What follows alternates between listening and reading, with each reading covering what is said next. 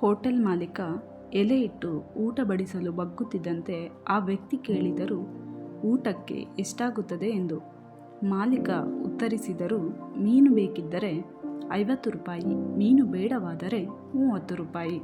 ಆ ವ್ಯಕ್ತಿ ತನ್ನ ಹರಿದ ಅಂಗಿಯ ಕಿಸೆಯಿಂದ ತೆಗೆದ 10 ರೂಪಾಯಿಯನ್ನು ಮಾಲೀಕನತ್ತ ಚಾಚುತ್ತಾ, ನನ್ನ ಕೈಯಲ್ಲಿ ಇದುವೇ ಇರೋದು, ಇದಕ್ಕೆ ಸಿಕ್ಕುವುದು ಕೊಟ್ಟರೆ ಸಾಕು.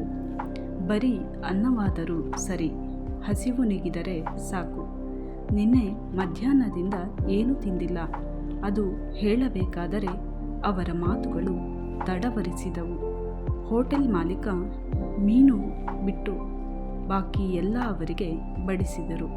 ನಾನು ಅವರ ಊಟ ಮಾಡುವುದನ್ನೇ ನೋಡಿ ನಿಂತೆ. ಅವರ ಕಣ್ಣಿಂದ ಕಣ್ಣೀರು ಸಣ್ಣದಾಗಿ ಕೆಳಜಾರುತ್ತಿತ್ತು. ಅದನ್ನು ಉಜ್ಜಿಕೊಂಡು ಸಣ್ಣ ಮಗುವಿನಂತೆ ನಿಧಾನವಾಗಿ ಊಟ ಮಾಡುವುದನ್ನು ಕಂಡ ಪಕ್ಕದಲ್ಲಿ ಕುಳಿತ ವ್ಯಕ್ತಿ ಕೇಳಿದರು, ನೀವ್ಯಾಕೆ ಅಳುತ್ತಿದ್ದೀರಾ? ಅವರು ಕೇಳಿದ ವ್ಯಕ್ತಿಯ ಮುಖವನ್ನು ನೋಡಿ ಕಣ್ಣನ್ನು ಉಜ್ಜಿಕೊಂಡು ಹೇಳಿದರು, ನನ್ನ ಕಳೆದು ಹೋದ ಜೀವನವನ್ನು ನೆನೆದು ಕಣ್ಣೀರು ಬಂತು.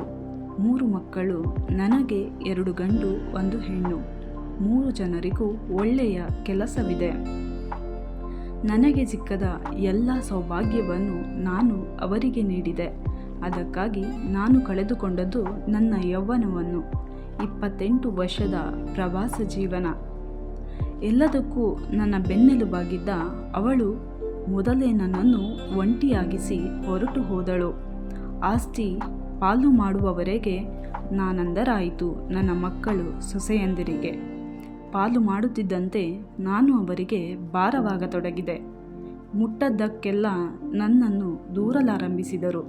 ನಾನು ಒಬ್ಬ ಮುದುಕನಲ್ಲವಾ? ಆ ಒಂದು ಪರಿಗಣನೆಯಾದರೂ ಕೊಡಬಹುದಿತ್ತಲ್ಲವಾ? ಅದೂ ಇಲ್ಲ. ಅವರ ಆಹಾರ ಸೇವನೆಯ ನಂತರವೇ ನಾನು ಕುಳಿತುಕೊಳ್ಳುತ್ತಿದ್ದೆ. ಆದರೂ ಬೈಯುತ್ತಿದ್ದರು. ಆಹಾರವೆಲ್ಲ ಕಣ್ಣೀರು ಬಿದ್ದು ಉಪ್ಪು ರಸವಾಗುತ್ತಿತ್ತು.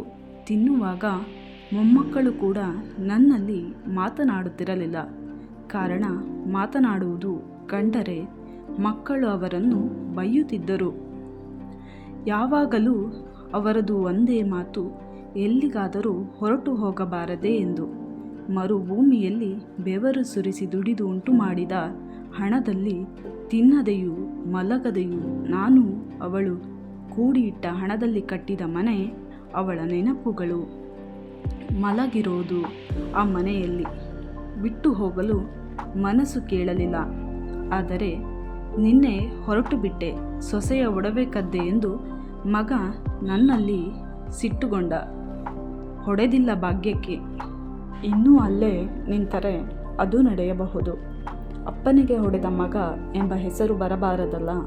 ಸಾಯಲು ಭಯವಿಲ್ಲ, ಅಲ್ಲದೆ ಇನ್ಯಾರಿಗಾಗಿ ಬದುಕಬೇಕಾಗಿದೆ? ಅವರು ಪೂರ್ತಿ ಊಟ ಮಾಡದೆ ಎದ್ದರು. ತನ್ನಲ್ಲಿರುವ 10 ರೂಪಾಯಿ ಮಾಲೀಕರೆಡೆಗೆ ಚಾಚಿದರು.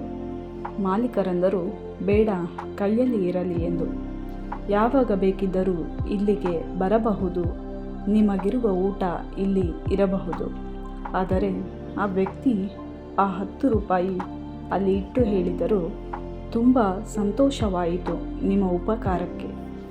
ಧರ್ಮಕ್ಕೆ ತಿಂದು ಅಭ್ಯಾಸವಿಲ್ಲ, ಏನು ತಿಳಿಯದಿರಿ.